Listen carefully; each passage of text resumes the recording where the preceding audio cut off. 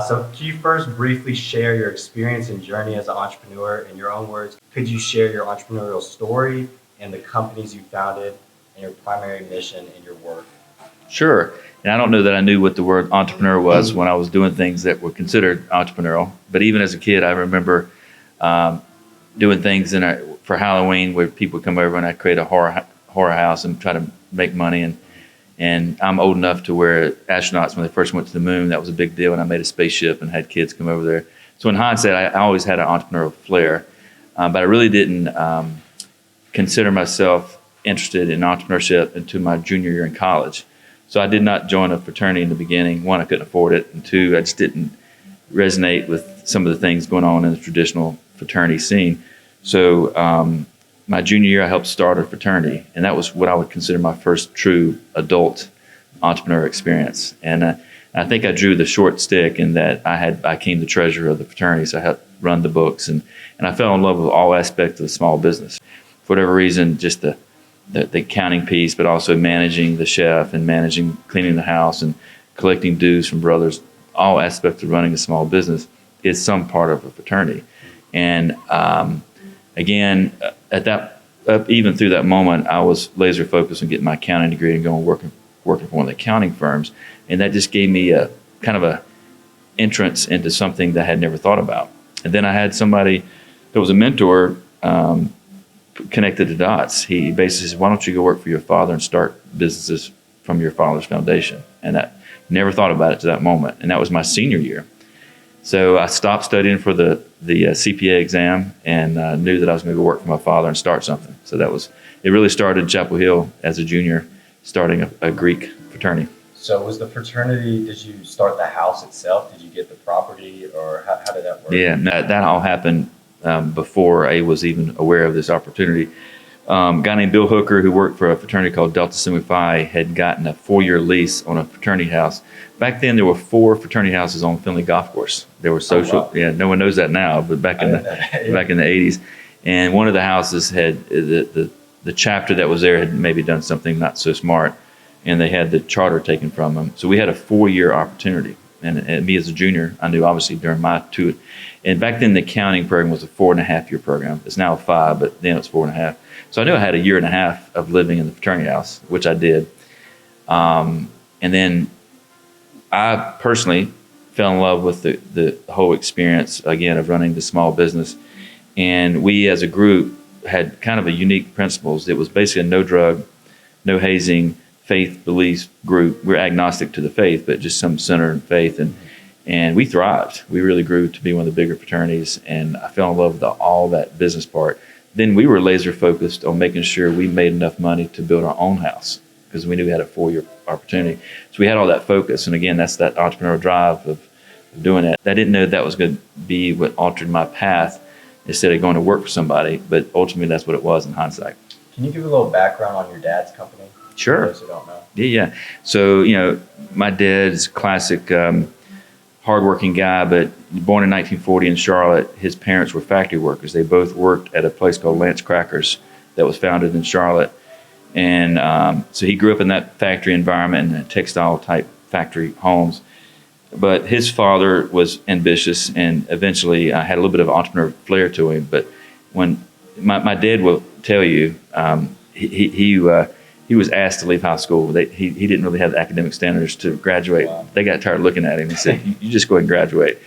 And so he had no need, resources, nor desire to go to college. So he went straight to start working as an apprentice at a gas station with the idea of eventually owning the gas station. Didn't take him long to realize, and this is in 1958, it didn't take him long to realize that there was not a real good equity path. And he had an uncle who had, he and his wife could not have kids. And my dad was kind of like his son. And he was in the tire business. Frank Todd, Uncle Frank, as my dad would call him, taught him the tire business. So at the start of our family business, I consider was February 1961 when he started the tire business. Mm-hmm. And so you got into it in 1987, right out of college? Yeah, December 87, yep. In December, okay. Can you walk me through that timeline? Sure. So, as a kid, I changed thousands of tires and oil, and I did automotive repair work at that store, from basically age 12 on. So I was around that business. And when I had this pivotal moment my senior year to go back to work for my family, it was one tire store at 1545 West Trade Street in Charlotte. And I graduated on a Saturday in December and started working on that Monday. So I took one day off. And this is right when personal computers had come out. So we started automating the family business. So handwritten invoices and 4 people doing $1 million revenue, 4 accounting people. We started automating. We went from 4 people to 2 people because the automation started eliminating some jobs. Wow. So I participated in that. And then actually I had interest in creating an accounting system, a point of sale accounting system for tire companies. So as I was doing that, I was actually doing software development. And what I quickly realized, because back then, people in the tire business, they're all just mom and pop stores. So there's maybe 40 other tire stores in the Charlotte region. And they're all individually owned by people like my family, right? And we all knew each other. And I said, I'll make this point of sale system. I'll sell it to those other 39 business owners. So I started creating the software, and I started going to my dad's friends that own these stores and showing them what I was doing. And I realized there's no way in heck I wanted to do that, because teaching somebody who's never learned to touch a computer how to use a computer, I realized that was no fun. So I quickly stopped pursuing that idea of creating a point of sale system. And then my dad, who's got a tremendous amount of charisma, unfortunately he's got dementia now, but when in his day, our customers were very loyal. They always came back. It's the same customers over and over again. And anytime a customer came into the tire store that my dad respected, he would always say, "What should my son start?" That was the first thing. How you doing? What should my son start? And as luck would have it, started in December, probably by March, April, I was well on our way to automate the family business. We started remodeling the store, making it more female friendly, because before then, the men kind of took care of cars, but women started to get involved. So we automated the family business and modernized it. And then as my dad kept asking us questions, one of the customers came in and says, your son should get in the communication business.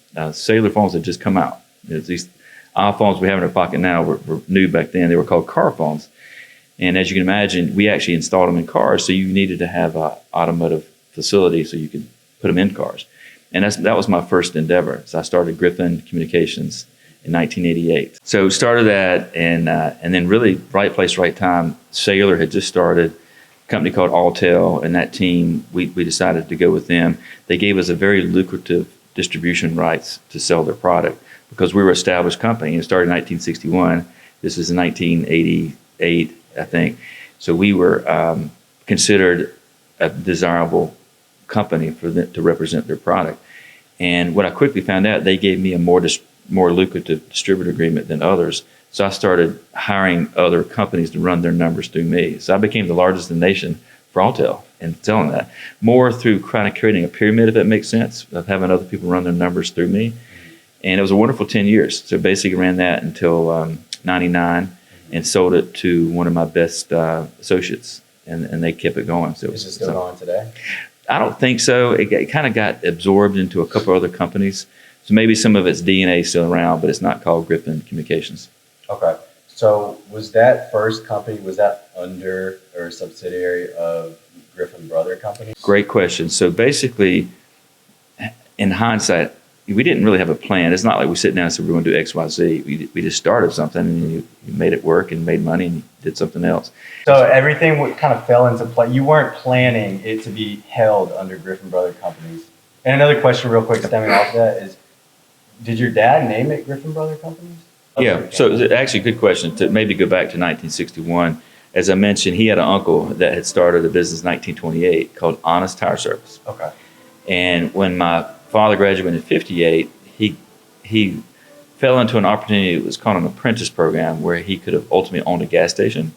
And after 2 years, you realized that the odds were more stacked in the mothership, not him. And he had an uncle who didn't have any children, and Uncle Frank, Todd, said, "Come start working for me." So it's called Honest Tire Service. So technically started in 1927. But in 1961, when my dad started working with his uncle, that's when we consider our family business beginning. Okay. Because of my father in February 61. And I've got the exact date, and the reason why I know it, my father went to the Daytona 500 on a Sunday and started working 7 a.m. Monday morning. He drove back from Daytona, Florida to Charlotte and started working. So I do know the date. It's in February of 61. And his uncle soon retired, and then my dad's brother got involved, and they changed the name to Griffin Brothers. And what year was that? And well, is that a little after 61? Yeah, a little after 61. I'm not sure if I had to guess. I do know this. They incorporated in 1965.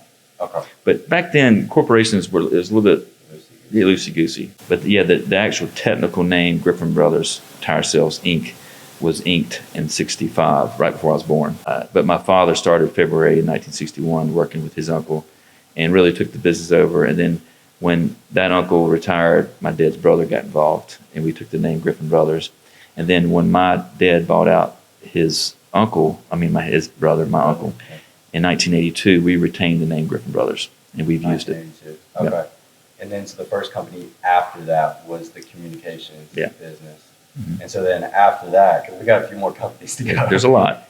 We got a few more. So was it acquisitions, Griffin Brother acquisitions after that? No, the funny story is that my dad never stopped asking what should my son start or what should we start. Mm-hmm. So really just a few months after starting the communication business, we got into the waste business. Okay. Was that Greenway? It's now called Greenway. Back then it was called North Mecklenburg Landfill. There was a landfill just north of Charlotte that was being permitted. And this African-American gentleman that was starting at San Patilio, Sam was running into some regulatory headaches and ran out of money. And he basically, and frankly, went to my father and said, "You're the only white person I trust. This is what I'm trying to do. Can you help me?" Mm-hmm. So my dad came to me and says, "What do you know about waste?" But by that time, I already sold several hundred phones to people in the construction business, people who moved dirt or needed those type landfills. So I just called them on their cell phones and said, "Hey, what do you know about this business?" And they all said the same thing. They said, "Mike, you don't need to do any research. Just do it." It says, they use colorful words, but basically those SOBs stuff their mattress full of cash, people in that waste business. And he said, "You just do it." So I went back to my dad and said, I did enough research. We should just do it. So we got into the waste business in parallel of getting the communication business, all within a year or two of each other. Which year was that? That was probably 89. 89. Yeah. Okay.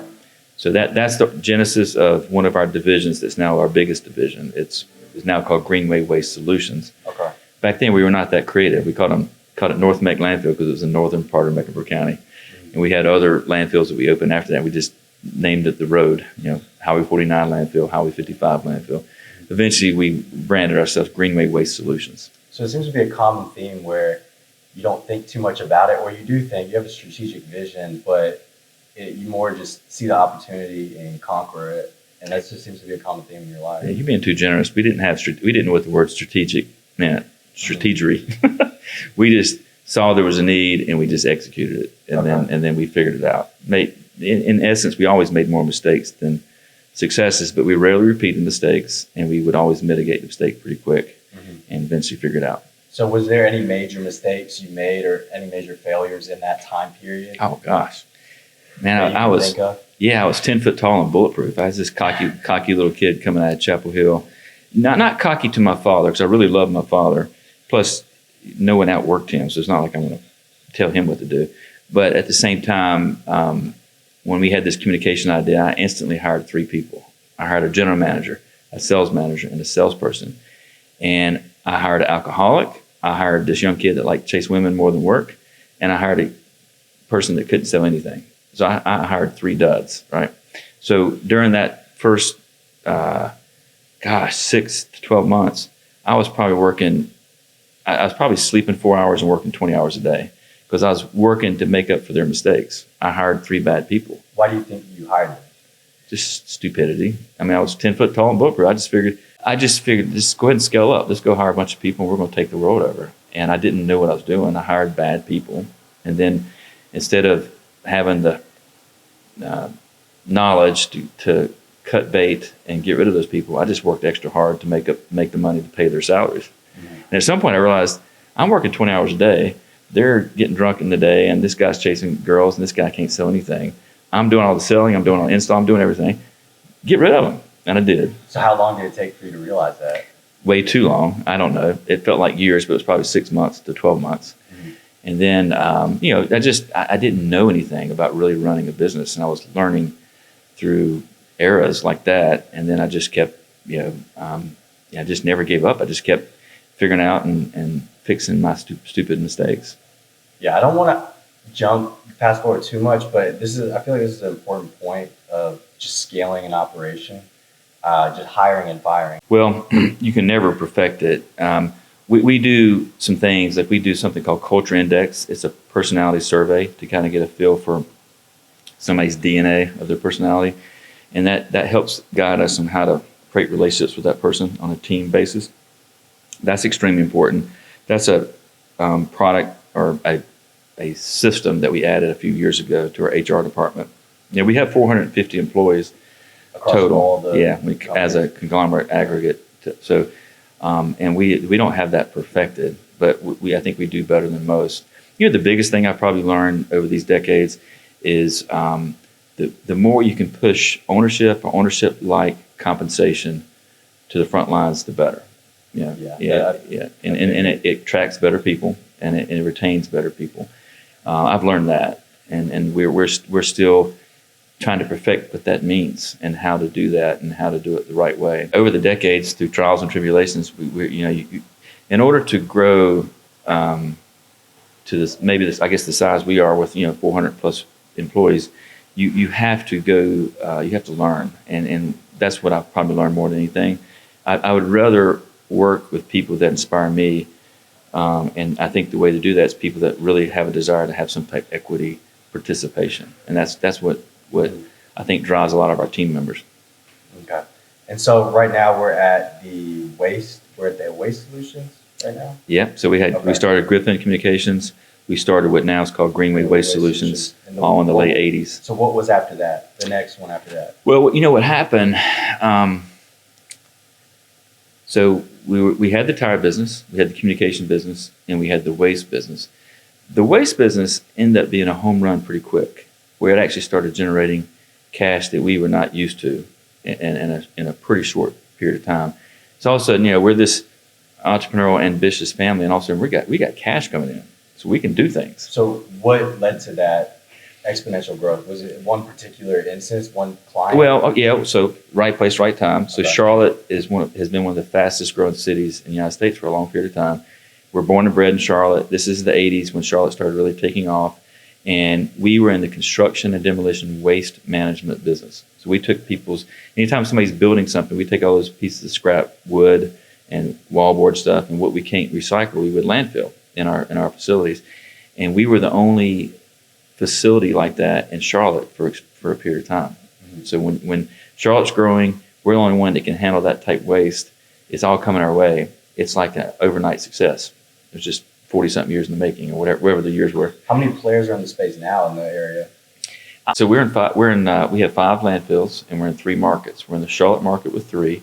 We're in the Raleigh market with 1. We have a facility in Apex, and we have one near Myrtle Beach in Marion County, a little town called Mullins. Okay. So that's our 3 markets: the Coast, Raleigh Triangle, and Charlotte. So we're in pretty blessed markets with what we're doing in those facilities. In Charlotte, we have a couple competitors, so it has maybe some duopoly characteristics. You don't need a bunch of landfills. You can't open one every corner. It's typically done by need. And when you get into a facility like we are, there won't be many other ones opening up. You don't need redundancy. They're hard to open because no one wants us in their backyard. NIMBYs, I don't know if you ever heard that term, not in my backyard. I haven't. NIMBYs. Okay. I'm very familiar with that. And I will take credit for this one. There's another term I often like to use, cavemen, or cave person, I guess, to be gender neutral. That's citizens against virtually everything. So not in my backyard, and cave people is they're the ones that come and try to fight a landfill. No one wants a landfill in their backyard. Uh-huh.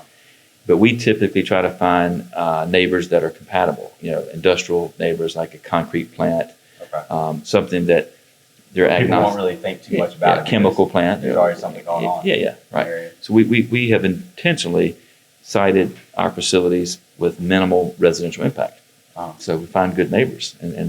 But nonetheless, still NIMBYs and cavemen like to fight what we do. But we're a waste management company. We're agnostic to how you manage the waste. We would prefer to recycle it, but if you can't, you better have a facility to dispose of it. And so we do everything in that space. And so in your portfolio of businesses, what percentage does the waste solutions, because you said that's the largest?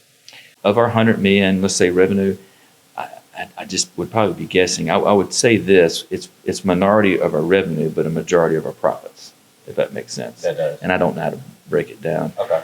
We've definitely, as we'll talk, we've invested in other things. We've diversified our family's portfolio of assets, but the engine that you have to have cash to grow, and our cash engine was the waste facility, and then we redeployed that money to grow the tire business from 1 store to 10 stores. So we created a big business there. So from the early 90s, 92 was our second store, until we sold that business in 2016. We got it to 10 locations, 220 employees, for about 25 million revenue. And we sold that in 2016. Okay. So our founding business is now not part of our business. But when we did that, we did create an investment strategy we call ZoomUp Investments that you mentioned. Mm-hmm. And then we just started focusing on finding next generation entrepreneurs that are willing to get their hands dirty like we have gotten our hands dirty. To back up real quick, so Yep. what your decision to sell, could you talk about that and just walk us through Sure. Biggest mistake we ever made. We should have never sold. We should have sold it to the employees, not to private equity. But we didn't know, and we sold it to a private equity company. They don't owe us anything, so I can say who it is. But the business that it's now branded under is called Mavis Tire, and they're like the 4th largest in the nation. It's a bunch of roll-ups in the business term of taking different things and mashing them into one company. But we technically were stored 291 to 300, our 10 locations. Gotcha. And it was the company that bought us was a great company. It was from Alabama. It was called Tire Engineer Express Oil Change. And they had a very similar culture as we had. So we were kind of proud to have the transition handed over to those folks. Unfortunately, though, we couldn't control their destiny. They sold 11 months later to a company called Mavis Tire, which was a disaster, at least as far as my opinion. The culture fit just not there in that transition? Totally bad. So it's a bit heartbreaking. There's no animosity from our former team members to us, but those 220 employees, I bet you there's less than 20 left. So you had no control over if they sold again? No, we don't. We didn't. But now that I've gotten a little bit more knowledgeable about what's called ESOPs, which is an employee share owner plan, you can actually sell it to your employees. And I wish we would have done that. So the biggest mistake we've ever made was not selling that business to employees. We sold it to a company that, in my eyes, kind of ruined it. You could have sold 100% of it to your employees? Yeah. We didn't know. But yeah, what I know now, we would have done it that way. And we wouldn't have made, I don't think, any less money in the transaction. So, big regret. I hate it. And I've had very cordial conversation with some of those former team members about that. There's no animosity towards us. None of us knew what the end result was. But, in business you learn, and that was a huge learning lesson. Now, we obviously, they did pay us a healthy amount. In my mind, they paid us about 40% more than we're worth. So that's good. And we've taken that capital and we've created an investment strategy called ZoomUp Investments, and we've deployed that money, helping this next generation of folks to start their own business. Can you walk me through the origin of ZoomUp and just... Sure. I mean, I'm sure the idea came to you way before you started. It did. So to back up a little bit, as I mentioned, the waste business funded the growth of the tire business, but also funded our real estate portfolio. So in the 90s through now, we've grown a decent portfolio of real estate, maybe about 1 million square feet of commercial things that we own, shopping centers, student housing and stuff. That it's diversified, but we own a lot of, property in the Charlotte region. And then, as I mentioned, we had a tire business that we took from 1 store to 10, and we sold that. So then we had some dry powder, so to speak, and we knew I was intrigued with my father's high school friends that never went to college that were quiet millionaires. These guys, I always loved what it was. They always had the nicest property in the area. It's always, if you think about it, you always want to be Highland. You want to sit up on a hill. You don't want to be in the floodplain. So you'd always see these big houses up on the hill with a white picket fence and a crystal white driveway up to this big old 10,000 square foot house. And a red Corvette. A red Corvette and a white Suburban. That was it. Yeah, it was classic. You know a little bit of that story. So, and I knew there were some of my dad's high school friends because we still live in the same area where my dad grew up. And he was born in 1940. So Dad started introducing me to some of them, and I started interviewing these guys. And it was a classic story. These guys were just hardworking, knew how to live by the golden rule. They took care of their customers as they were going to be taken care of. They knew how to create a team, and they had enthusiasm. And you put those 3 ingredients about anything, you can be successful. And that's the great thing about America. And these folks were just quietly... What industries were they in? The dirtier the better. It's plumbing, electrical, heating and cooling, any well digging. I mean, just random stuff that, they just, and they just basically, like my father, barely got out of high school, but had charisma and had work ethic and had the ethics to create a great business. So when I started interviewing them, I started getting inspired because I would say to some degree, they were a victim of their own success. They became these quiet millionaires, and they basically begged their kids not to follow them. They begged their kids to go to college. Because they thought that was the better route? Maybe it was some element of shame of their business. I don't know. There's some deep, complicated psychological stuff there. But if you really think about it, in their mind, they wanted their kids to be doctors and lawyers. Yeah. But they don't realize that those people make less money than they made. Yeah. So it was kind of a funny... It's a weird dynamic. It's a funny dynamic. And maybe I was able to kind of connect those and realize that's actually fine. And I'm sure those kids found fulfillment, and they had their family had a war chest of money to maybe support them to what they want to do. But in reality, if you really think about it, those businesses are hard to replace, and they often died with that matriarch or patriarch, depending on if female or male. And there's many of women successful entrepreneurs in this category too. I will contend that a woman can outperform a man in the trades businesses. It's just hard to women don't connotate that as opportunity. And it kind of goes back to the folks you interviewed sending their kids off thinking the higher education is the best route to go. And I mean, women probably hear that as well, and that's the direction they focus on. And they don't really know the benefits of a service-based, dirty job business that can really make you a lot of money and give you a lot of fulfillment owning your own business. Yeah. Listen, I'm a first generation college kid, UNC Chapel Hill. I love this place. I do attribute my success around this university, and I give back time and money for that appreciation. But college is not for everybody. And sometimes people come to college and they don't really, maybe they didn't need to. So I do think there's too many people going to college that don't need to go.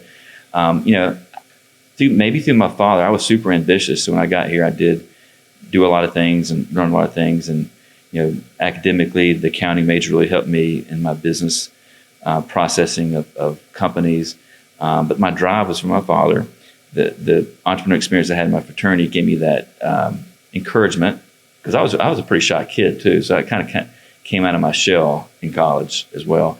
But you mix that into a pot, and that's kind of gave me my DNA and I guess my confidence that I could go out on my own. Well, not on my own, but go out with my father's foundation and try to build something. If you didn't go to Carolina, where do you think you would be today? I'm not so sure I wouldn't be in the same spot. I wouldn't be on this talking to you right now probably, because I wouldn't know you. But outside of those blessings of meeting people and lifelong friends and meeting my wife in Chapel Hill, I don't know that I'd be any different. Honestly, I think I could have done the same thing without this education. It's interesting. It's very interesting. Yeah. So moving forward, touched on ZoomUp. Could you just go back and just highlight the origin of ZoomUp Investments and where it is today? Yeah, so I kind of touched on it. So the light bulb moments I had was with my father's fellow high school friends that were quiet millionaires. And I was, wait a minute, why should college kids just go chase W-2s? Why shouldn't they maybe consider taking their skills and kind of following my path? And what year was that realization? Was that right after college? No, it definitely was not after college. I graduated in 1987. This was probably around 2008, 9, and 10. So this is pretty recent. Yeah. Grand scheme of things, yeah. So, so I had this idea, and at that time, our dean of the business school was Jim Dean, and I was having lunch with Jim Dean, and I was telling him about this vision. And if I had to guess, this is 2009 or 10. And he says, Mike, you should call it BUB, Buying Ugly Businesses. Because what I was realizing is that all my dad's friends, when they died, their business died with them. Because they didn't sell it at all? Well, and they told their kids to go do something else, right? And their business didn't get that big. In the scheme of business, having a 2, 3, 4 million revenue business is not that big. But even though doing that over decades can make you a quiet multimillionaire. That's the irony to all this. So the business typically died with them, and I realized, well, these legacy challenged, dirty jobs need to be saved. So Bub concept, it didn't work out, by the way, but buying ugly businesses. It was finding my dad's high school friends and people like them and finding college students that are willing to get their hands dirty and being like a matchmaker, put them together. But what happened is that you can't dictate when that person's ready to hand over the reins of their business, but a college kid is ready to go. It's like they're thinking in minutes and this guy's thinking in years. It was hard to match that up. So instead of buying ugly businesses, we typically started ugly business from scratch. And we would just find talent and grow our talent. So the original concept of Bub didn't work out, and Bub didn't sounded kind of redneckish, so we changed it to ZoomUp. And one of my partners now, Austin Helms, who was one of my apprentices in 2016, is when we really what happened. Yeah, Austin Helms graduated in 2016. Was he your first apprentice? No, he was my third. Yeah, third. Yeah, I had 2 MBA students, and Austin was my first undergrad apprentice. So right when Austin started, I think in June of 2016, we was going through the process of selling the tire business. And we knew it was going to have some dry powder, and I knew we had this Bub idea. And Austin agreed that it was a great opportunity. And he wanted to be a Zoomer, as we call him now. And he came up with the brand, he came up with the vision. That does sound sexier, ZoomUp. You're zooming a business versus Bub, buying ugly business. So he definitely created that branding, the excitement around it. And then we came back to Chapel Hill and started pitching ZoomUp investments. So we've got 10 Zoomers, as we call them, and half of them are Tar Heels. That process. So can we back up a little bit to the first apprentice and up to Austin, and then what that process looked like from you meeting them to them either, did any of them buy an ugly business, or did they all start their own business? Well, everybody, all the Tar Heels, no, all but one started their business, but we also sometimes acquired business after we started it too. So it's some hybrid of starting and acquiring, or one time we acquired a business and went from there. So there's no path. There's no we're going to do it this way. Okay. It just depends on the sort of blueprint to it. There's not. So again, you can't predict. If somebody started the business, it's in their DNA, right? They love it. You can't predict when they want to give it up. And they often don't want to give it up till they pass. When they pass, then it's too late. It's hard to transition. It just kind of dies with them. And that's sort of a sad thing in the way our world works. They're a victim of their own success. They make money to send their kids to college. College don't come back. The kids don't come back from college and run the business. They die. They never went through the process of transitioning to somebody else. It dies with them. And that was a common theme. That's one of the reasons we started some of these businesses. But you asked me to kind of go back. So the first apprentice I had was in 2008. And I was working on this Bub idea with some business school professors and at that time, Jim Dean. And there was a young man, Macon Carroll. So Macon and his brother Graham were in MBA school. Very sharp young man. And their father, David Carroll, who I ended up meeting because we were both on the board of advisors for the business school. They interviewed me because they had high interest in electronic waste management. And but anyway, kind of a funny story. So basically, I actually told that a little bit wrong. My very first entrepreneur apprentice was Justin Mueller in 2008. And that was right before the Great Recession. He came aboard in June. In September 2008, everything fell apart. But we were in kind of recession-proof businesses, so we were insulated from a lot of that. It didn't mean that we still didn't have to work hard and figure things out and kind of stay lean and mean during that tough time. It was a very tough recession. And Justin was a wonderful asset during that time. But to fast forward, Justin worked for me from 2008 to 2014. And then during that time, he went into real estate. He's in Charlotte doing well and started his family, and I still keep up with Justin. Then the next entrepreneur apprentice was in 2014, and that was Macon Carroll. His brother Graham and Macon were in MBA school together. And we were formulating this Bub idea. We just didn't know what to do with it. And we had not sold the tire business yet, so we didn't have that dry powder to really fund this idea. And I met Macon and Graham and these sharp young men, and they had entrepreneur ambitions, and we kind of brainstormed. And then Macon came to him and says, "I would love to be your next entrepreneur apprentice." And it worked out. So he was my second one. And he did a wonderful job, worked for me for 2 years. He's done wonderful. He's now in a form of private equity investment. It's called search funds. So they actually hire MBA students and fund them for 2 years to go find their company to purchase and to run. Wow. And they put. I always joke with Macon, they put multiple zeros to their investments. I'm a small player compared to what they do, but really have loved keeping up with Macon. He's doing great. And then Austin Helms was the next one after Macon, and that was in 2016. And by that time, we had really formulated, because we sold the tire business, we had dry powder, we had this vision, we changed the name to ZoomUp Investments, and we hit the ground running. And Austin graduated in 2016 with a young man named Jerome Trahey. Jerome was an MBA student that same year, so obviously a little bit older. And Jerome had ambition on his own business. So he was our first Zoomer. He was the very first one. He was our guinea pig. And he self-searched and found a heating and cooling business in Gastonia, North Carolina, that we helped fund to buy. And he's been running it and doing a great job ever since. So he's our first. And that would have been, by the time we bought that, I guess that if I had to guess, I'd maybe even been in 2018. Okay, so what were these apprentices doing for you and your businesses while they were apprentices, before they started their own businesses? Yeah. So, again, a discussion I had with the business professor and or the dean in 2008, we were growing. The waste business was churning out capital, and we were redeploying that capital in different ways. And I was telling them, I don't know what I need, I just know I needed help. And they helped me formulate this thing that I called an apprentice. And I knew I wanted to be entrepreneurial. I wanted to recruit somebody that had ambition on their own business. And it was a 1 to 3 year stepping stone with me during that time. That's kind of what the business plan is. And they helped me identify some students, Justin and Macon and Austin, those first three. And really there wasn't an exact job description. It's that we've got these portfolio companies, we've got these portfolio assets.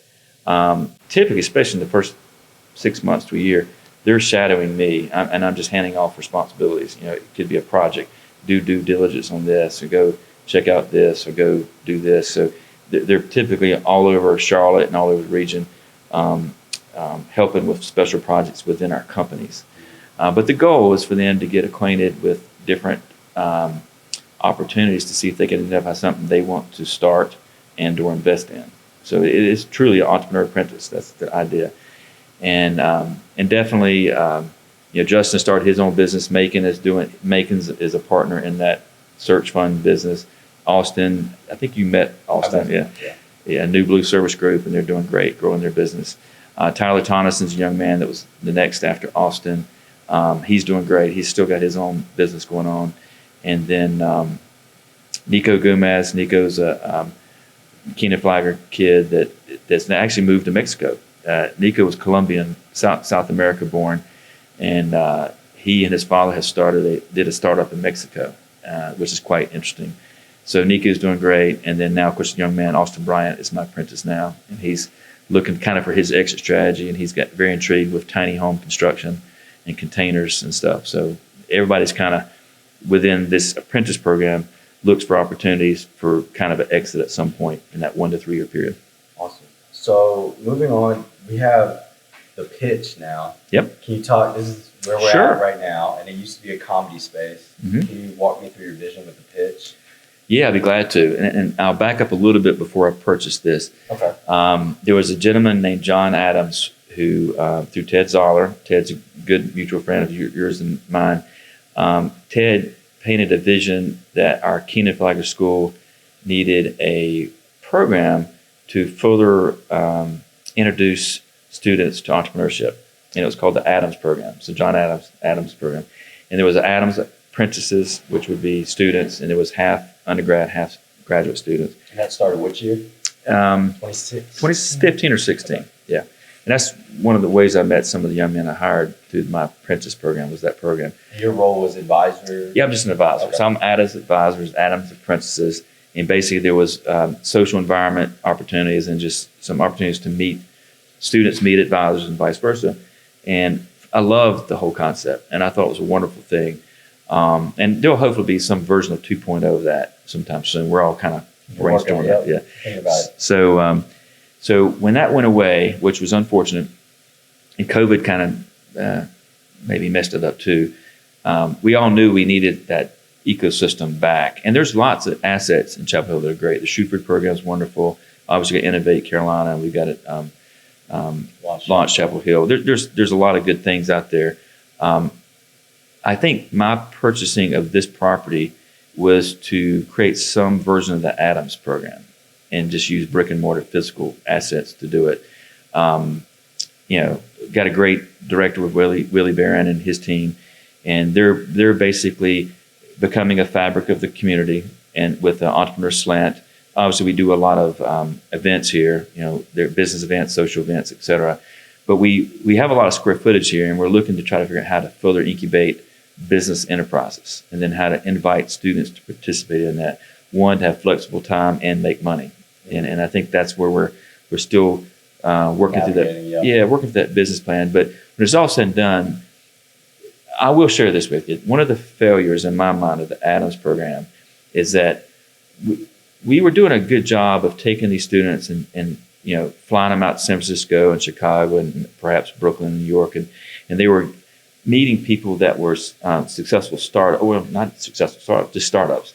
A lot of these startups failed, but they were meeting people who are entrepreneurial in this tech and innovation way. And that's good. But that costs a lot of money. You start sending 40 kids all over the nation, you kind of blowing through your dry powder pretty quick. In my opinion, what we probably should have done is invited students that had those ambitions into this program, but let them get their hands dirty. Let them actually start businesses and do things. And so none of them actually did? I'm sure a lot of them did. Okay. Started businesses, but I don't think they started as a result of the Adams experience. They got acquainted and maybe encouraged about some of their ideas. So the Adams program was great, and I think John Adams was very generous, and Ted was great with what he did. But I think the 2.0 version of that needs to be a little bit different, and I think it can take less capital and perhaps more interaction. So I think a lot of us, and Ted and a lot of the other business professors are brainstorming on what that means. And I shouldn't say just business, but UNC professors with passion around incubating, giving people the bravery to start their own business, whatever that may be. So we're all working towards that, but the pitch is my version of the Adams program. Mm-hmm. We talked about it a lot, but there are a lot of successful entrepreneurs from UNC, but it doesn't seem like there's a collective ecosystem. So Yep. When you think about moving forward with the 2.0 version of the Adams Apprenticeship, how do you envision, do you envision it being a selective community? Do you envision it being just everyone come together that is an entrepreneur? How do they recruit? Well, it's definitely, we're in ideation stage. We're trying to figure that out. I'll share this with you. My version of entrepreneurship is often different than what many students think about entrepreneurship. My version of entrepreneurship is finding where there's a need and executing to satisfy that need. And obviously, I'm in the service-based business. If somebody's plumbing messes up, heating and cooling messes up, electric, grease traps, all the things we're in, it's somebody has that need and they can't fix it themselves. They need my professional folks to do that. That's how my family, I did come from, grandparents were factory workers, but since then we've been very entrepreneurial, fixing other people's problems, right? So that's my passion. And there's thousands of UNC alumni over the centuries now have created those type businesses. Where my interest is finding those folks and putting them into a database, into some type of association, and having them connect with any student that has a need and or work ethic and has interest in that. And by connecting that, we'll find people. The word entrepreneur can scare people. And I don't think I knew what entrepreneur was when I was in school. I just knew I needed to go do something. And I had a light bulb moment and started chasing, taking advantage of my father's foundation that he created. What do you think scares people about the word? Well, first of all, a lot of times parents are scared about the word entrepreneur. A lot of parents say, go get a W-2, go make money. Don't, why are you going to take a chance? Because, by percentages, businesses often fail, right? I don't look at it that way. I think people often chase a passion that has a higher probability of failure. But if they can find a need and apply their passion to that need, probably a success is probably 99%. Whereas if they have a passion and they don't fully understand there's not that much of a need, and they go in there, they're probably a success of 1%, right? So it's just identifying, they need to have passion, but follow where there's a need. And I think we have thousands of living alumni that know that, but they don't know there's not an ecosystem for them. Because again, right now, entrepreneurship is often thought of about tech, bio, and stuff like that. That's synonymous often. People don't think about block and tackle dirty jobs as being entrepreneurial. And it is. It's some version of that. How do you see the students or the apprentices and the mentors and advisors meshing together? What do you see them working for them and being their apprentice and like a matchmaking type deal, or? Yes and yes. So I see it's multifaceted. I think one, there's thousands of students that don't know they have the DNA to be a successful business owner on this campus. They got parents telling them to go chase a W-2. They've got pressures. They got all these type of things. So they don't even know they have a skill set. So what we have to do is broaden the recruitment, introduce this idea to more students, and just get acquainted with it. And that's one of the pitch ideas, right? What we need to do is not advertise, come be an entrepreneur. We need to advertise, come make good money. Mm-hmm. And we quietly are creating business ideas that they can attach themselves to. Well, this is kind of cool. This is a small business. Maybe I can strike the interest. Again, I'm an accidental entrepreneur, right? I kind of got sucked into becoming a college student. I was a blue-collar kid and didn't have parents that went to college, didn't have the skill set. Luckily, I started dating this girl that had the ability to teach me how to go down a path of being smarter in school. And I'm a first-generation college kid here in Chapel Hill. And, but I was still always battling to be behind, so I didn't have the money and or time to be that social on campus. And I was very strict with my faith, and I've still never done drugs. So I just didn't see, I had social friends, but I didn't see a path. And then I stumbled into this group that wanted to start a fraternity that believed in faith and believed in no drugs and no hazing. And I thrived in that. And we thrived as a fraternity. So that was my entrepreneurial aha moment. So I have I have a belief that we need to create more of those aha moments for students that don't even know that they have the ability to run a business, right? There's thousands of them out there, and they go get their W-2s. Maybe it's not a bad thing. So my theory is, let's find alumni who had the aha moment like I had. Let's create that database of alumni, and let's make sure we can advertise that to the whole student body, that these are the people that might be pretty cool to know. Mm-hmm. And let's document some of these stories, and let's make some light bulbs go off. And then let's, better yet, there's great business around here. And some of my favorite, you're acquainted with some of them. Alex down the street at Brandwine's Bagels, Eats to Seats, Mary Lacey, and Max. I like to think we're going to be a part of that. There's several companies I've met recently that take college students to run their business. Well, those are windows. Let's look into those windows, and let's look at some of those students that are running those businesses or helping to work for those businesses. And if we see they got skill sets, let's pull them out and say, wait a minute, there's an ecosystem here you need to be aware of. Instead of going to work for maybe some big company, maybe you should go work for this regional company that has a Tar Heel heritage and has a Tar Heel founder or whatever. So that's the thought, is kind of yes to everything you asked. Do I want to connect students with successful service-based visionary entrepreneurs? Yes. And I try not to use that word entrepreneur anymore, business owners. Do I want those business owners to hire those students? Yes. Do I want those business owners, if they like this person they think it's got the DNA to be their own business owner, do I want them to fund that? Yes. I want them to do all those things. Hire, mentor, fund. I guess a better question is, what metrics would deem this to be successful for you in the near future and then 10 years from now? Yeah, I don't think things that way. Mm-hmm. I mean, if one person if we transform one person's life, that's success. I don't really care the quantity. My gut tells me that if we create this ecosystem, it's going to create many successful business owners. I think so. Yeah. And that's what, North Carolina, if you really look at North Carolina's roots, there were some entrepreneurial people that got into textiles, entrepreneurial people got in furniture, entrepreneurial people got in, figuring out how to grow tobacco and throw it into a manufacturing facility. All these, original industrial entrepreneurs, that's a large fabric of our state's ecosystem. And we often forget that. So I think that we should be the leader in the nation of going back and connecting those dots. We got great students. This is our flagship university of our state. No offense to NC State and some others. This is it. we got great students here. Why not connect these students with great alumni and let them kind of catch that bug and be their own boss at some point? I think that's great. So I'm going to move on to some of Ted's questions now for his Gumption project interview. Because right now we're at question 1. Whoops. And he had about 30 questions. Sorry, Ted. So I got all the time in the world. My wife's not going to be here for at least a couple hours, so keep going. good. I mean, I love it. The longer the better for me. I mean, I'm just learning so much from you.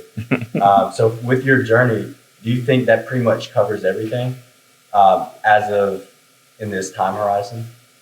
Maybe to summarize the journey that I was on, coming back to work for my father to help automate that business. My father had so much loyal following of customers of all levels, highest CEOs in Charlotte to your lowest blue collar people.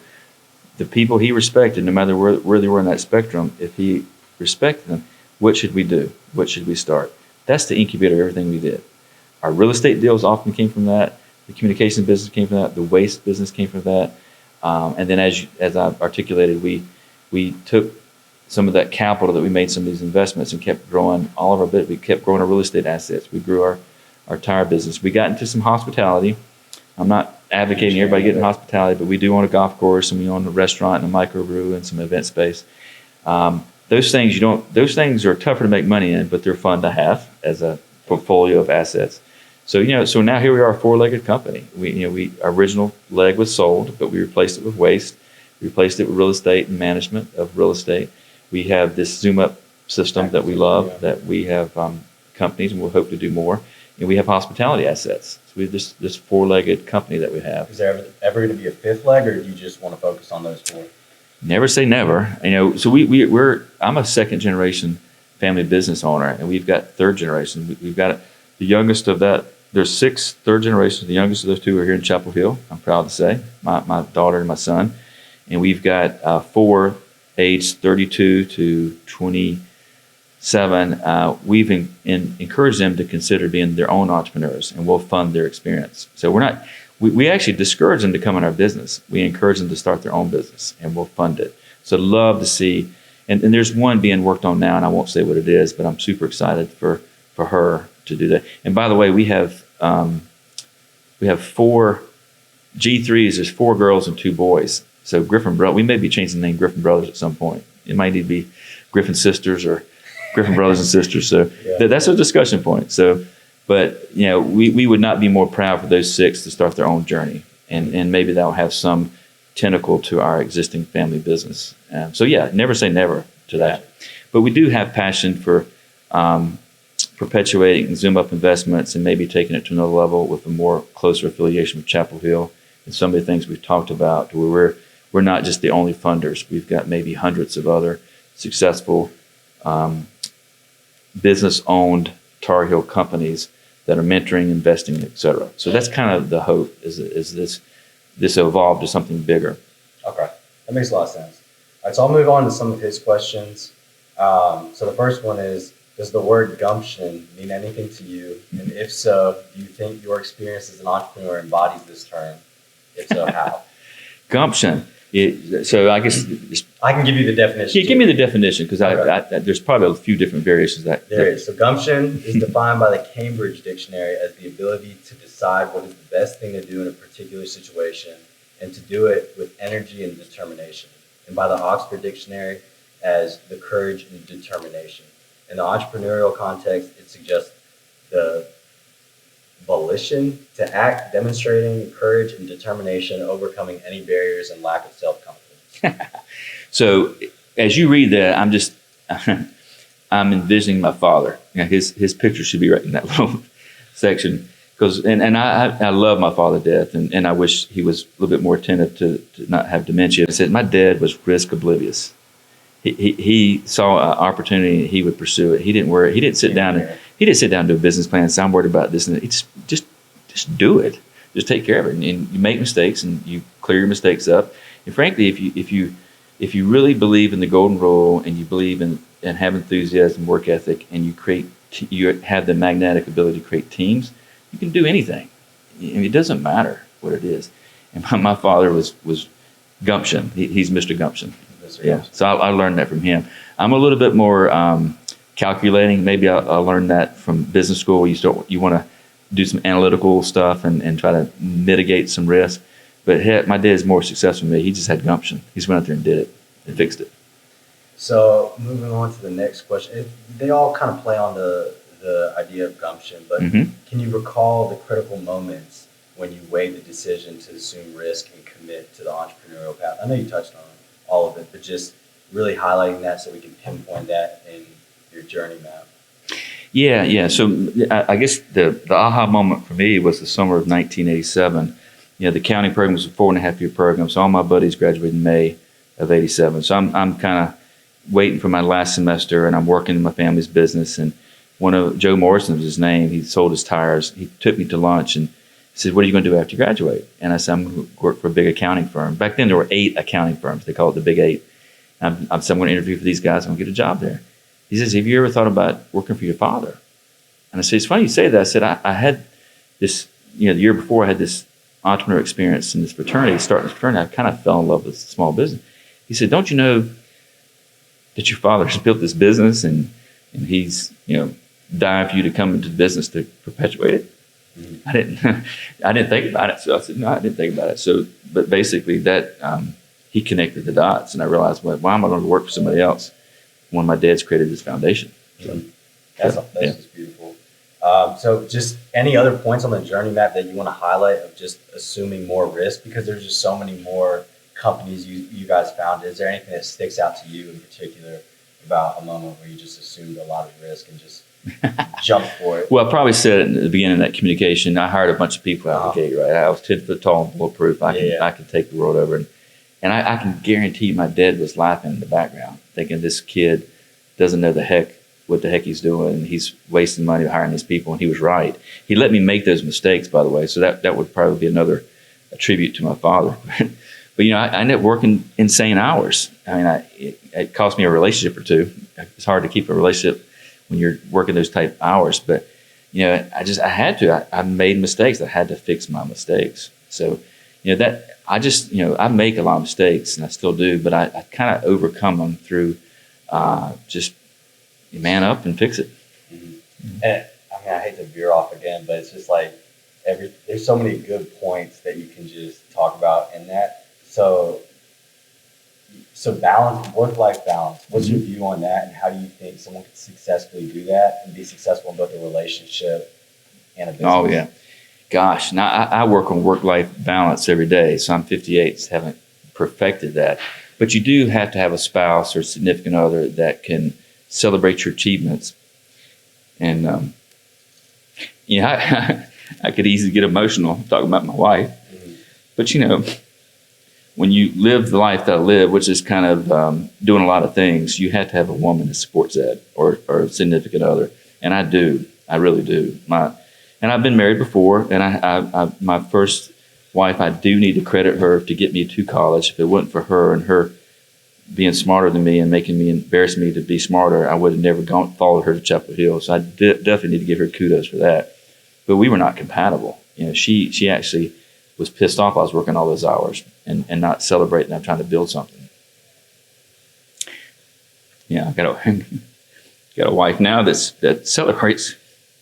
She celebrates what I do. So it's, I had to, I'm batting 500 in baseball terms. I had a failed marriage, and I've had a very successful marriage. But isn't it funny how people don't talk about these things that are just the most crucial aspects of entrepreneurial, like the entrepreneurial journey, is the relationships that are going on behind the scenes. Oh yeah. You have a team in life. Your family's a part of your team, and that's and no family's perfect. You have processes there, and you choose who you want to create a life with, and that's a complicated process. And it all intermixes, and when one's out of balance, it can create a lot of stress and a lot of depression and things. And I've gone through all that.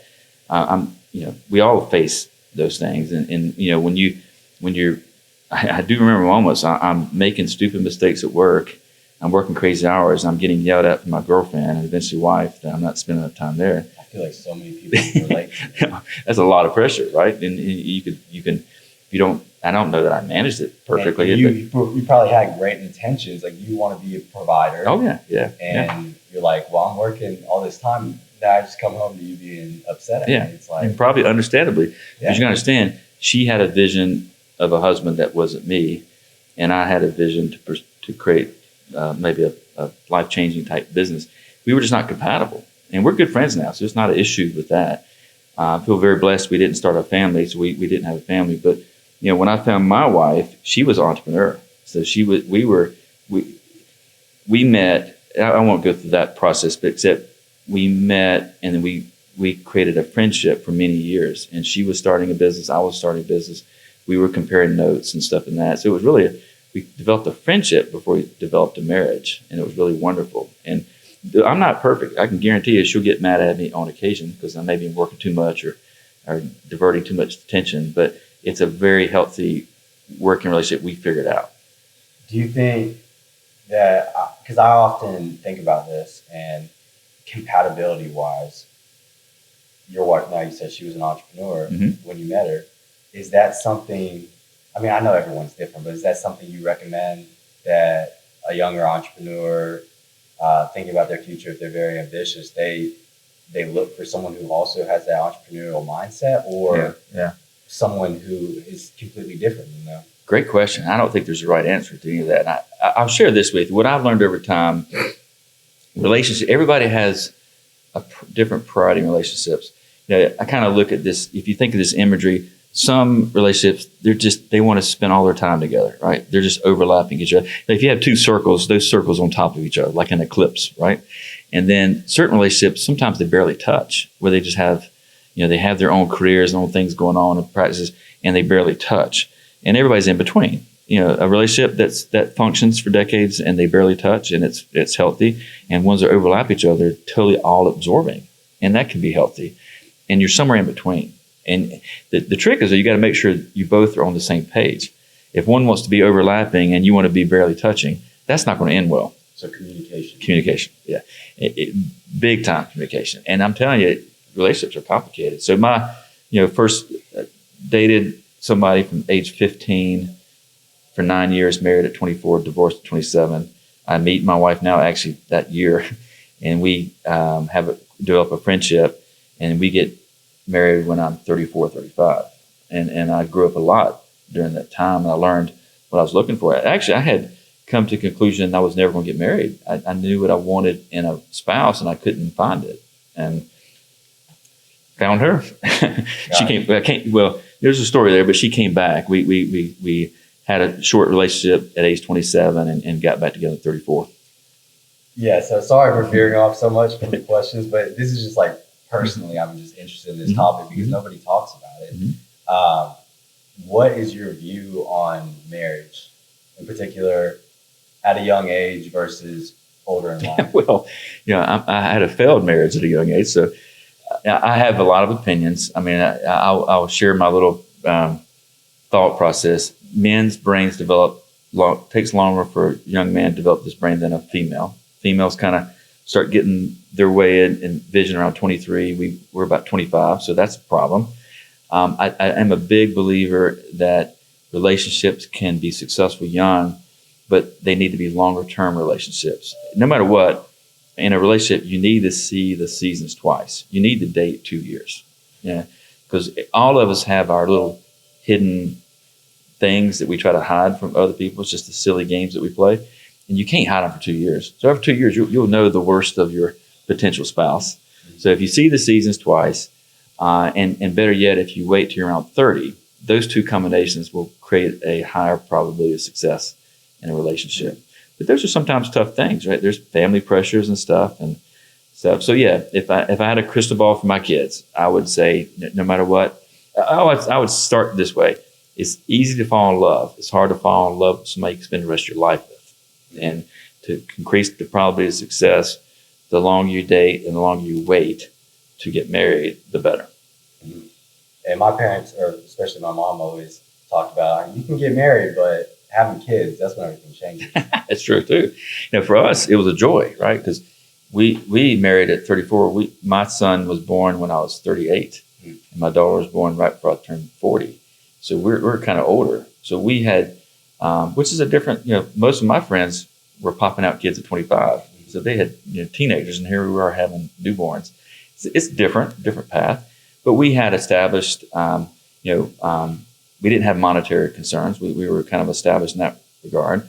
So there's advantages there, but we're older. There's disadvantages there. So I'm going to be an old man when my kids have kids. So there's no path. I think patience, communication, and doing some psychological. There's nothing better than getting a good therapist and kind of identifying traits and reading books around behavioral things. I highly encourage people to understand themselves. You really can't love somebody else till you love yourself. So you better figure that out. Definitely. And once you figure that out, try to find somebody compatible with that. And there's no easy answer to that. You both don't have to be entrepreneurs. You both, there's no answer. There's no right answer to that. No. And so I'm glad you mentioned the whole therapy aspect. That's another part people don't really talk about. Mm-hmm. Have you had either business coaches or relationship counseling, and what do you recommend to entrepreneurs and business owners, or just people in general, younger people? Yeah, definitely therapy. So, I mentioned dating somebody for 9 years and married for 3 years.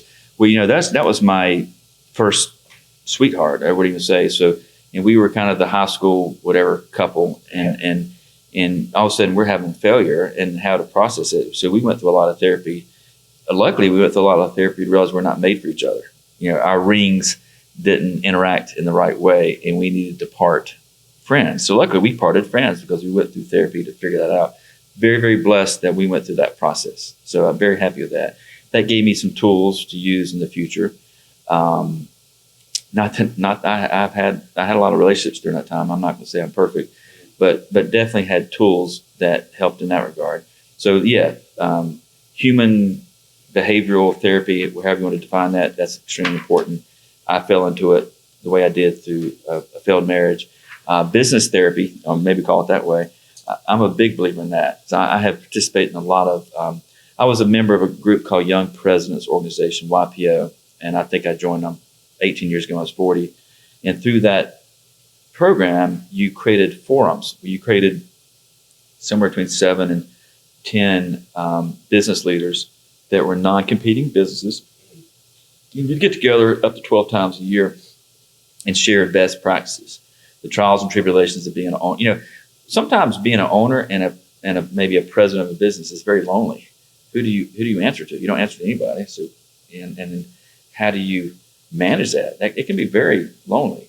And no matter whether it's a small business or a conglomerate, it's a tough thing.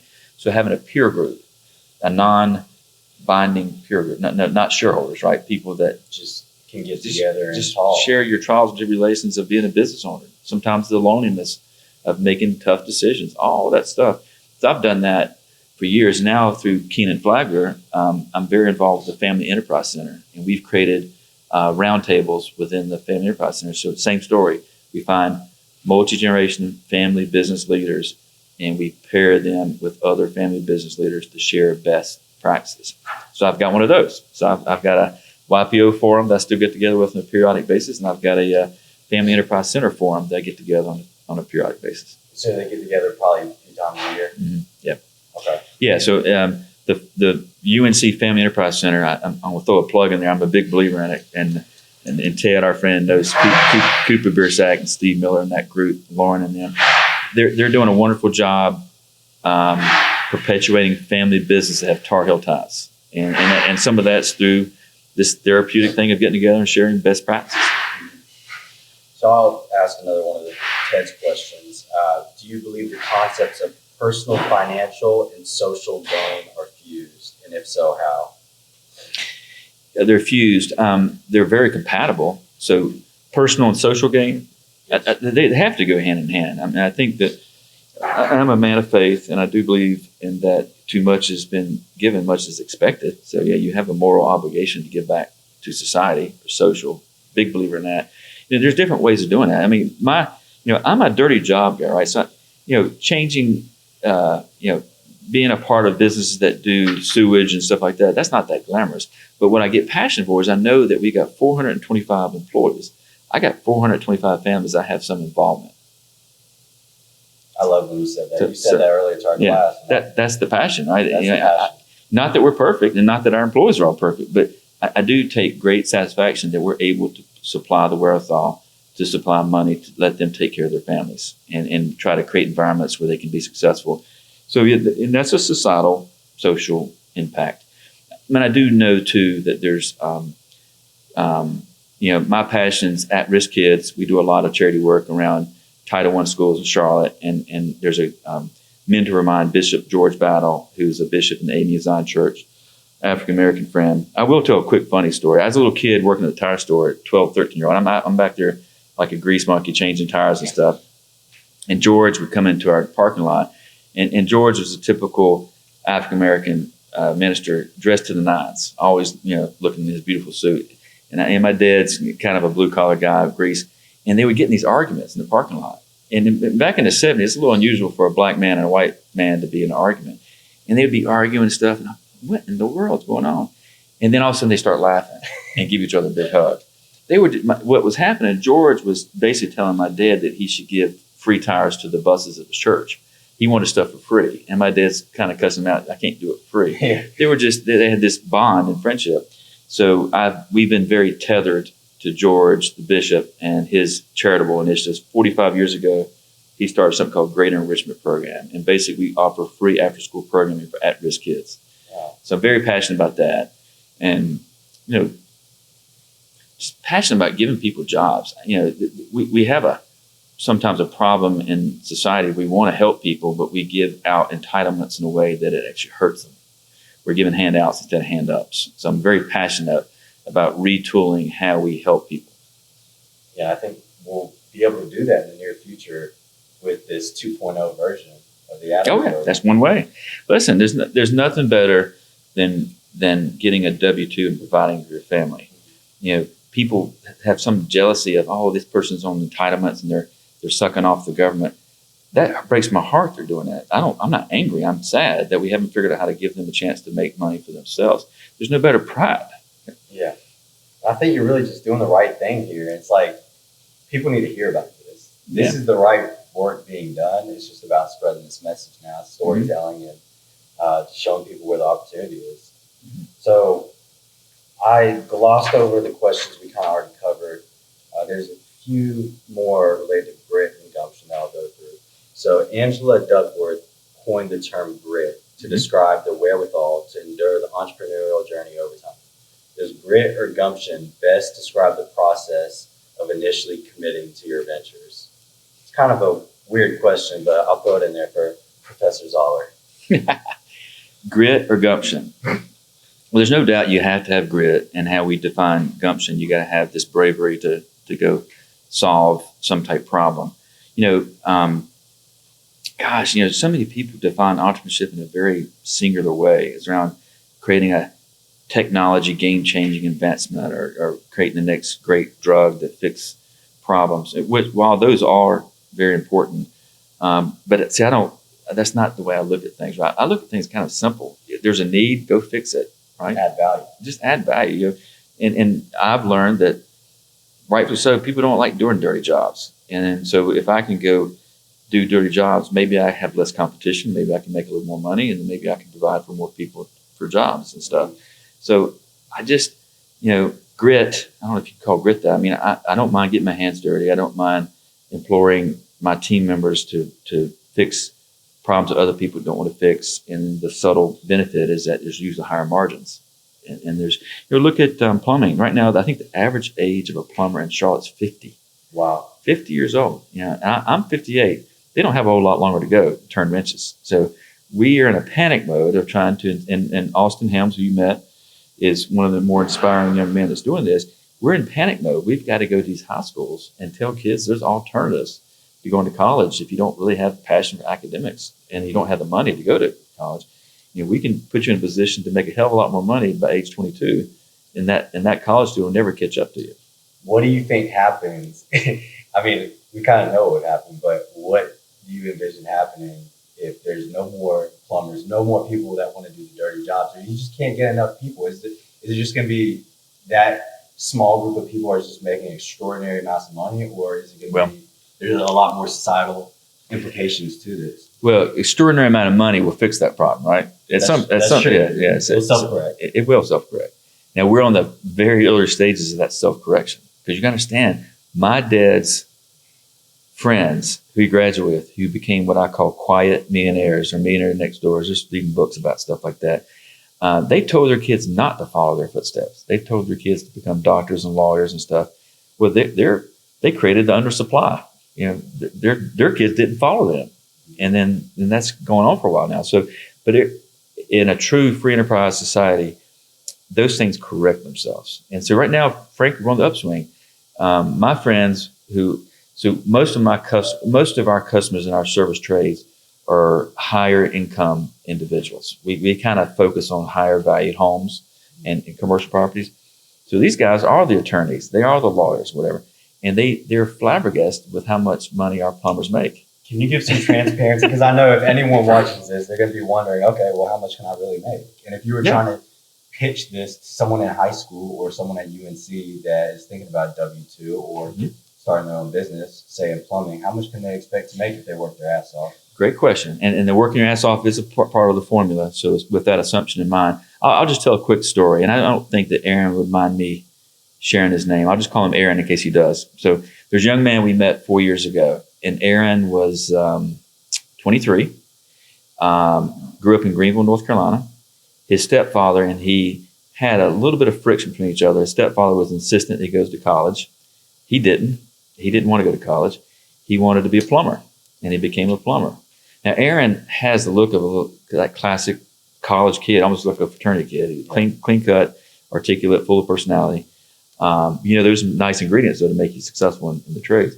So when we met him at 23, he was already being very successful, and he'd already proven his father wrong. But his father was with him. So I met Aaron, his father, Austin Helms, and me. We four met. We met here in Chapel Hill, ironically, because it's kind of a midway between Greenville and Charlotte. And we're sitting in my condo around a table, and we're discussing.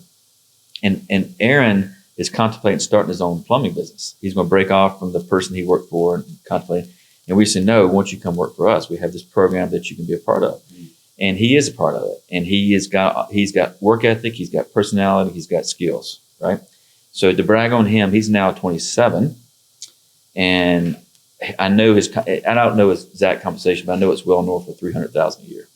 So he's a 27-year-old high school graduate that's got good work ethic and good personality and skills, and he's making good money.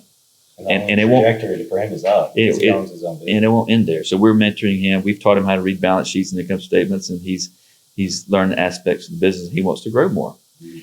Listen, if he wants to grow more and have a bigger piece of it, I couldn't be happier for him. If he wants to stay in that level, and he's got a kid now, he's been married, got a kid, and he just wants to be a fabric of the community and keep making that type money, I couldn't be more happy. I'm agnostic to where he goes from this point. We'll support wherever he wants to go. If he wants to be Mr. Ambitious and be the king of the east side of North Carolina or king of the United States in his business, we'll support it. Seems like a great problem to have. Yeah. Either scale it or stay where you are, which is still a really great place. Yeah. Young man's a happy young man and got a little kid, and I'm sure he'll pop out a few more, and he'll be a happy family. So did he? Maybe I missed this part. Did he go under the New Blue side of things? Yeah. Okay. Yeah. What are the numbers around that right now? Like how many people? So is Austin Helms at the helm of it? Yeah, Austin's definitely a leader of this bunch. So there are equity partners beside Austin and myself. There's a young man named Jimmy Geiler who I love to death. He and his wife. Jimmy's a fun story. At age 14, he and his I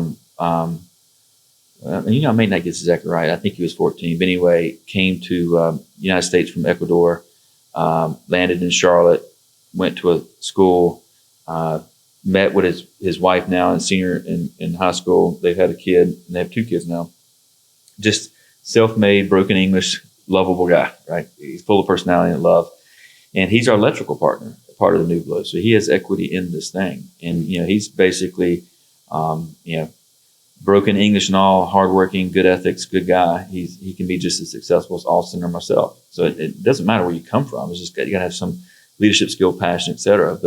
But Jimmy's part of the team. Austin's part of the team. Obviously, I'm part of the team, and Megan, his wife, is part of the team too. So yeah, we're kind of the New Blue equity group. Mm-hmm. But we're definitely looking to transform New Blue to have let it be an employee-owned business. We've learned a lot, and we've made some mistakes in the past, and we're going to try to apply it. So in the not too distant future, all of our employees will have some equity in our business. Okay, so it's different than a franchising model, but yeah. Well, yes and no. So even with this young man, Aaron, that I mentioned, that's done rather well. Aaron is some aspect of a franchise model. We profit split with him, right? So he sees his income statement of his performance, his team's performance. He'll get some of that, and soon he'll also have equity in the mothership too. So as we take this to a nation, our vision is to make this a nationwide business. So as we travel across the nation and keep opening these in other places, it's a rising tide. He'll have a percent of a business in the founding that'll keep rising. And as we grow, those folks that come onto our team will be vested in at some point and have equity too.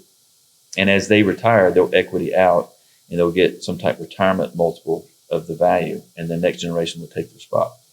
So ironically, I know about two people that fit the description of who I think would plug in perfectly into that system. One is a kid I went to high school with, and he went straight into plumbing. Mm-hmm. And he was on my basketball team, but he started making really good money, and then he might outperform you. You better be careful. He might beat you over the years. Just in the Carborough area.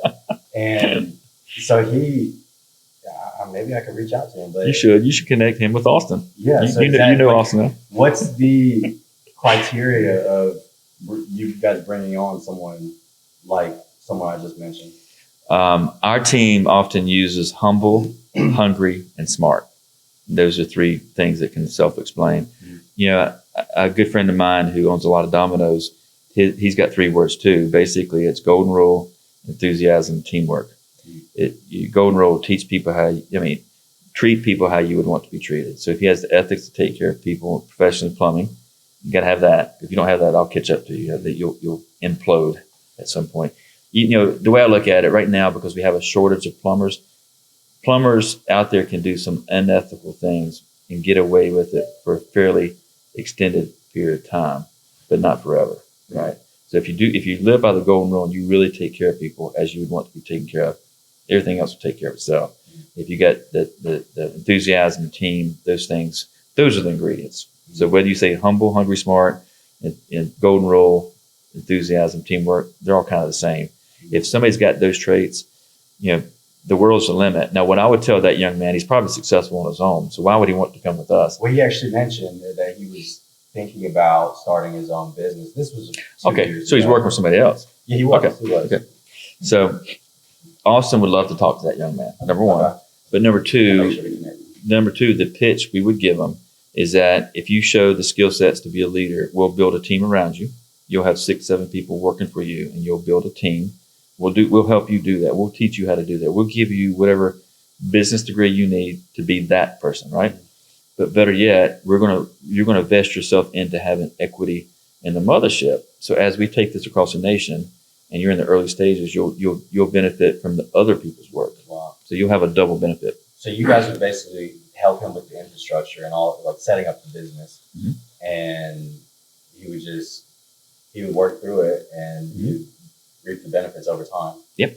So he's in plumbing specifically. I have another person. He was actually a mentor of mine in the basketball space. Mm-hmm. He's older, but he is in the HVAC and electric side of things. You guys have opportunities there as well? We do. So New Blue Service Group at this moment has 3 focuses. It's heating and cooling, air, plumbing, and electric. So the air, plumbing, electric are part of New Blue Service Group. Now, New Blue Service Group will probably add other spokes to those services over time. Some logical things, pest control and stuff like that have a similar, managing properties, right? So it'll probably grow, but at this second, those are the 3. And if somebody's got air, electric, and plumbing, especially more importantly, if they're in a market with somebody else that's doing it compatible, like one plumber and somebody's doing electric and air, we would want to team them together and make one New Blue serving all 3. Mm-hmm. And they could do it in the areas that they currently live in. What we've learned more than anything, we want them to be the fabric of their neighborhood. We don't want them to move. We want them to stay where they are. That's nice. Yeah. That's a really good system. Yeah. The mentor I had in basketball, who is in electric right now, he got burned before on an entrepreneurial venture a while back. And I think that may make him hesitant to get into something like this. What would you say to him if I could relay that message? Yeah. I mean, failure, gosh, I've had more failures than successes by far. Now, the key is when you get burned, learn from it and don't repeat that same mistake, right?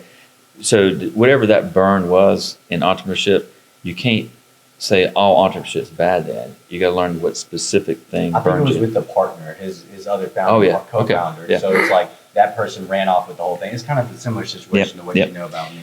Great point. So how we mitigate that, we're coming from a business that's been around for 60 plus years. Business partners are just like relationships. They're complicated and you shouldn't necessarily rush into them. You should see the seasons twice and all that type of stuff. So we're a mitigator in that regard, right? We do believe having a air professional, electric professional, and plumbing professional. And within those three build their teams. And there's cross compatibility. But as they build their teams and their cross compatibility, that sum's greater than the parts. But what if you put those three together and there's a dysfunctional one of those three? That's our job, is to mitigate that. We've got 6 decades of experience to mitigate that. So that's, that burn, he's not the first, won't be the last to get burned. And kind of spontaneous partnerships or ones like that. That's why we're a part of the team. We would try to mitigate that. So building off that, this is another side question that I'm particularly interested in. What is your viewpoint on contractual agreements and getting those in place from day one, or is that something that you get in place down the road? Gosh, I'm pretty bad about it. I'm bad about just jumping in without doing contracts first.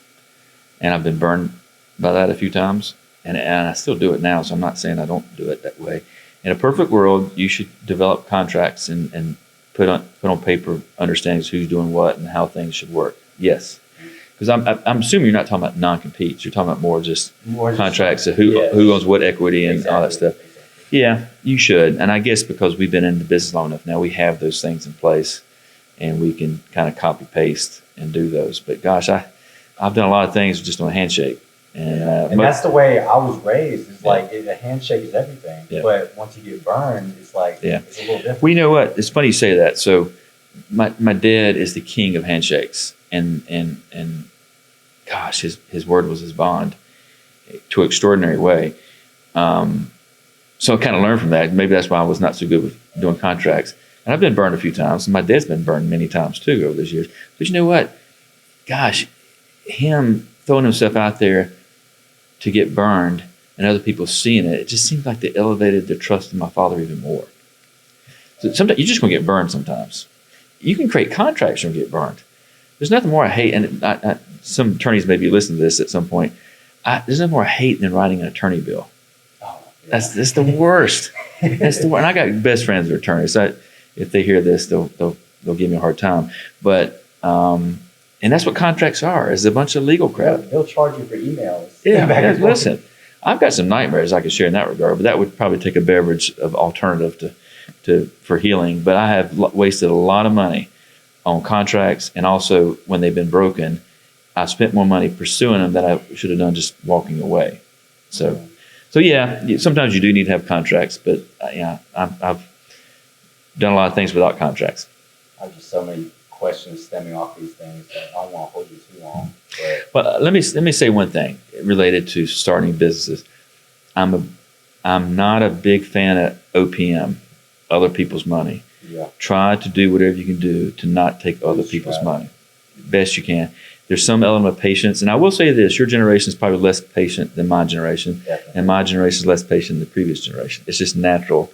Things happen so much quicker now, right? Social media now, it's ridiculous. Yeah, I don't really do social media. I guess I do it some, but not near to what many people do it. But patience, man. So and people say, well, I got to get the money now because I got a great idea, and if I don't put it across the nation, somebody else is going to take the idea. I don't understand that.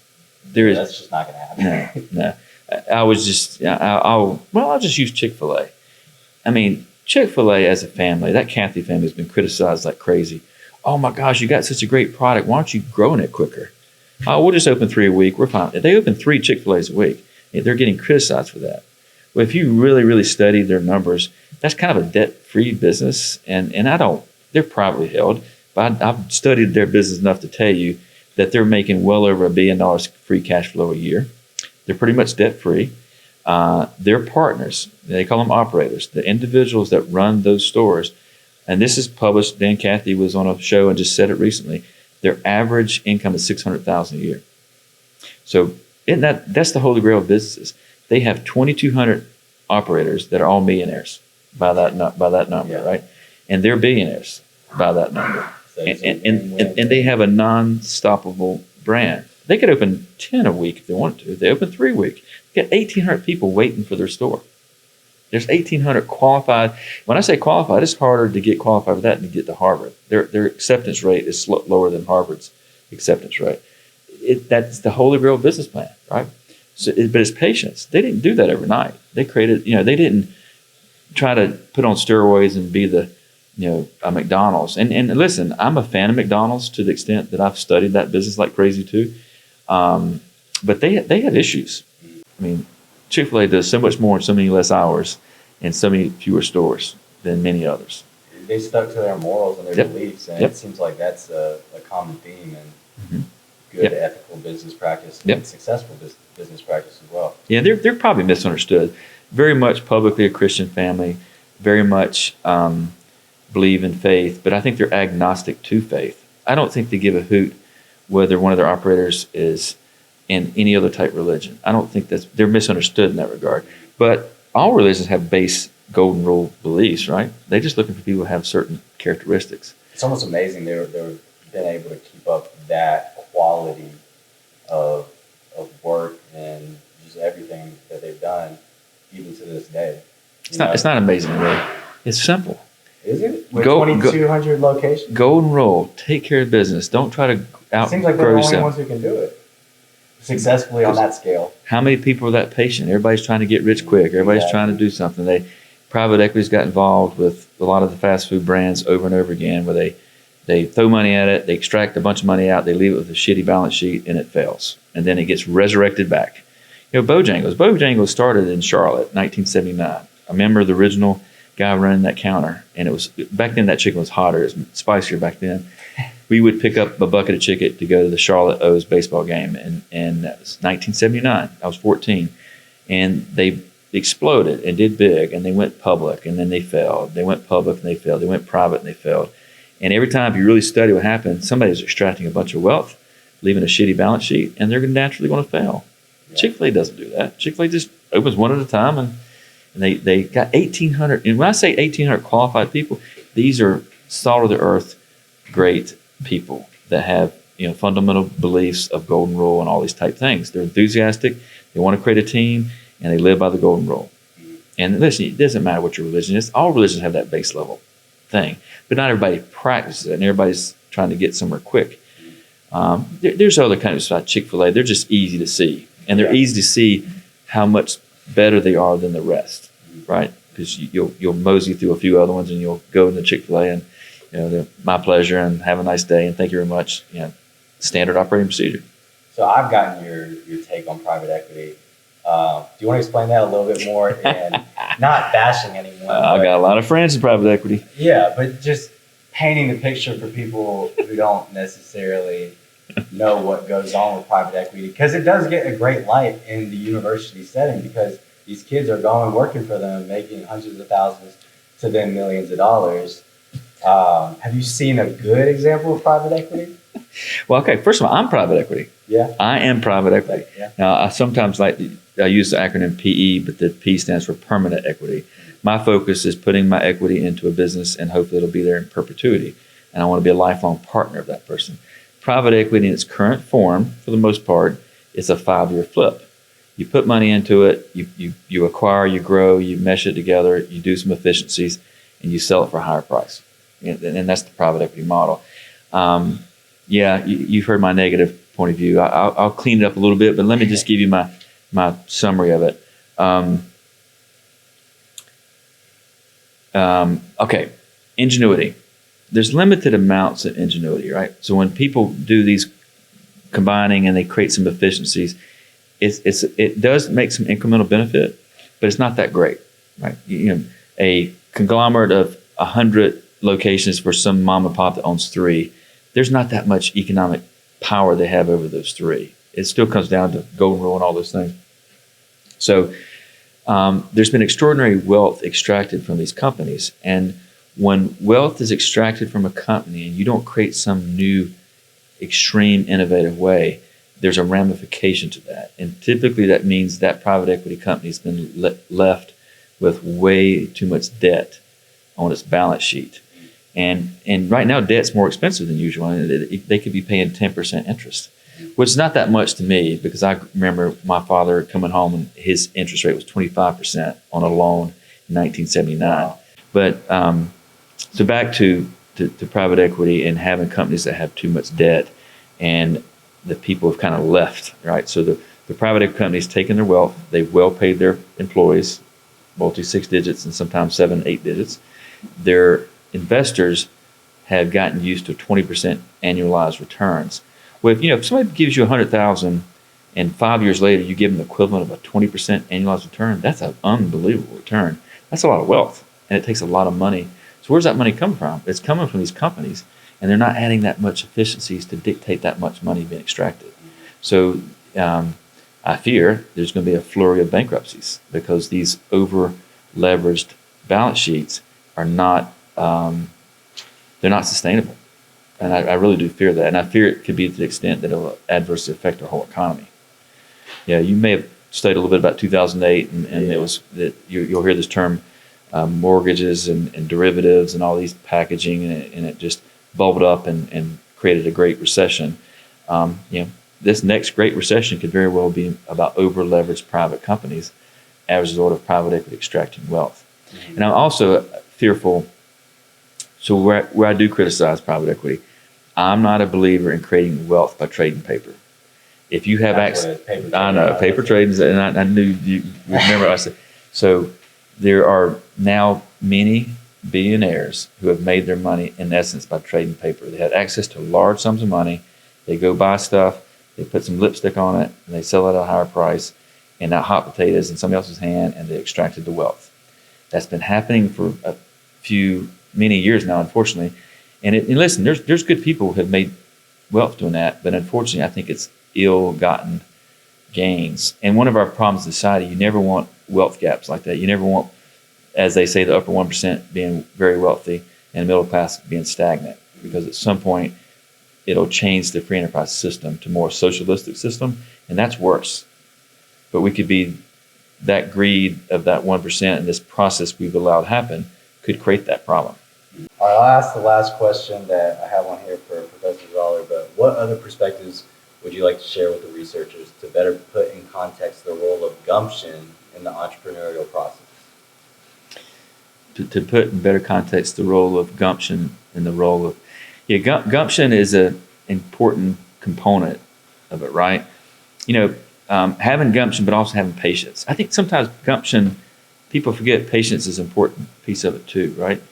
Don't get ahead of don't get in front of your skis too much. Try to self-fund your ambitions and stuff. Have gumption, have all those traits to aggressively try to take the world over, but don't think you got to get there tomorrow. Now, and I'll just give you maybe an example, and this is something I was just talking last night about a business that's getting started here in Chapel Hill, and anybody that starts a business that they want to scale to other universities, that, oh my gosh, I got to go get a bunch of money, just go do it tomorrow. Because if I don't do it, somebody's going to copy my idea, or maybe they copied the idea from another university, they did it here, and now they want to scale it to another university. I got to do it. I'm the opposite. I would say perfect the business, make it best in class, be the Chick-fil-A of that business. And you want people to go borrow a bunch of money, over lever. You want them to go to all these universities with a shitty balance sheet, excuse my French in that. You want to have a crappy balance sheet, and then you want to create a business model that's better than theirs. Then you want to go to that market, and you want to take their best employees, and you'll put them out of business. You'll bankrupt them. So don't think you got to do it tomorrow. Fix your business here. Take your dry powder and reinvest it in the next university. Prove your model. Take your dry powder that you earned, to the next unit, improve your model. So now you got a scalable model, because you got to understand, going from one location to two is different. If you're a micromanager, you'll die. You have to learn to delegate. There's a skill set that you got to learn. You go to 3, you got to learn more about delegation. You go to 4, you got to start learning about trusting a team. You go to 5. Okay, at 5, and if you're the Chick-fil-A of that business, you can go to any university you want to. You can self-fund it like the Catholic family's done at Chick-fil-A, or then you're more warranted to get the money. And all these other ones that were funded by venture money will go bankrupt. So you don't have to take over the world overnight. You just got to be the best in your business. And it can be, there's a bunch of business out there. Like my buddy down the street, Alex Brandwine, I like picking on him. He's one of my favorite. I go there all the time. I love what he's done. I begged him not to do that business. Begged him not to do it, because I knew he had great skills and he could be successful in other ways. But he had that passion. I'm biased. I wanted him to go do the things I wanted to do. Yeah. But once I realized I wasn't going to win that argument, I gave him a shake and I said, "Listen, in 2 years, if you're backwards or whatever, I will guarantee hire you and we'll do a business together." Yeah. He didn't need me. He didn't need me 1 month after he started. But I love people like that. If you really see what he's doing, he's methodical. He's not going to take that thing and take the world over. If he grows, he's going to grow. He's not cheating the process. He's going to grow smart. And I guarantee he's going to be like the Cathy family. Yeah. If he decides to grow, when he grows, it's going to be with his own dry powder. He doesn't need other people's money. And that's anybody that's an entrepreneur, do not take OPM. Do not fall victim to taking other people's money. Any circumstance? No, not any circumstance. The cheapest money in the world is bank money. But in order to get bank money, you got to have a good balance sheet. So that's other people's money to some degree. And we have bank money. We're not debt free. So so by that definition, but just don't take people's money that are venture investors that want a quick return, if that makes sense. Patience. So it's just all about intentions, and you got to really don't take money from anyone. Be very strategic. And don't think that you got to have it because you're going to miss the opportunity. Now, maybe that's true if you're pursuing an earth-changing drug or some great product like that. But that's not the world I'm in. I'm in the world servicing people's needs, and you don't have to take the world over tomorrow. Patience. That's great insight. Yep. Well, I really appreciate it. We could go on talking for hours, and I know we probably covered like a third of what Ted wanted us to talk about. Sorry, Ted. Sorry about that. But honestly, I just learned so much, and I can't thank you enough for being here. My pleasure. It's always fun. Thank you. Thank you.